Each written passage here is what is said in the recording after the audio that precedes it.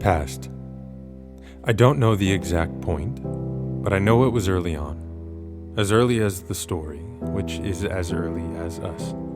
We crafted gifts, we called it art. It wasn't about weightless viral messages, it was about truth.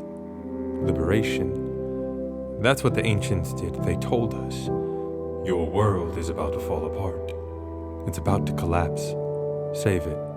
Now, before it's too late. Present. What is that rule of 3? Fast, cheap, good.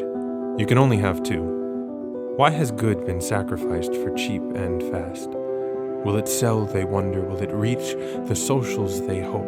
Is it a coincidence that society rhymes with anxiety?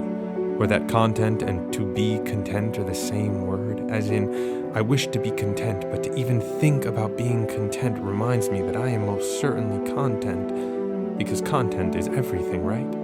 This is why Spotify CEO Daniel Ek says that artists need to work harder. It's about creating continuous engagement and keeping a continuous dialogue. Continuous. Is this why I can't sleep? Continuous. Why I wake up with a stomach tied in knots. Continuous. Because I am not making enough continuous content to be content. When they say work harder, do more, post more, they don't know how hard it is to actually birth something meaningful.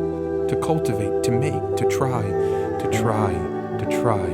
to pitch, to arrange and rearrange, to begin again. They might understand the Bugs Bunny mathematics of paying an artist less than a penny per stream, but they don't know art. And so, great artists chew on leather so that CEOs can save a buck, so they can make it faster and cheaper, stuck so deep in the gospel of more they forgot why they started to begin with. They have lost themselves to the bottom line. More is the religion of right now, and it is a broken religion.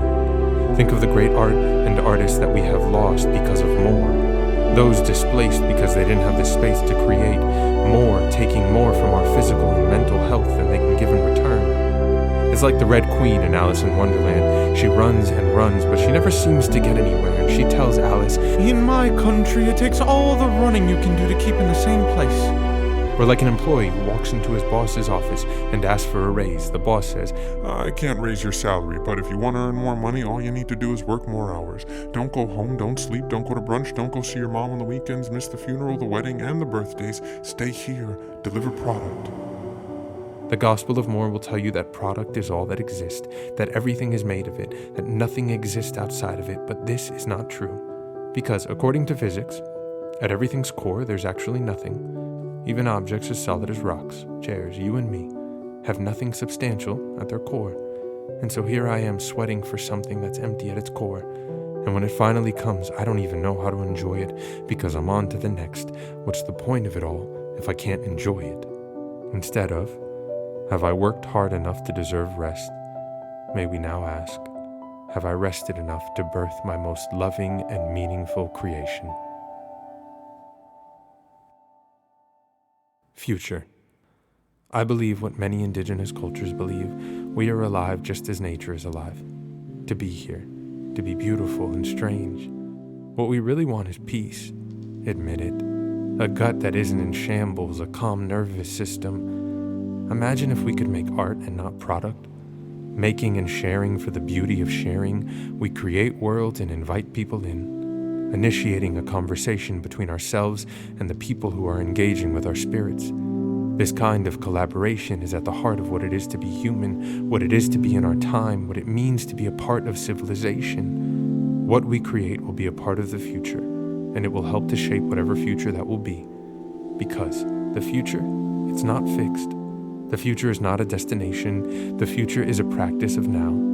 A co-created set of decisions, of happenings, and loved out loud questions in the only moment where there is breath.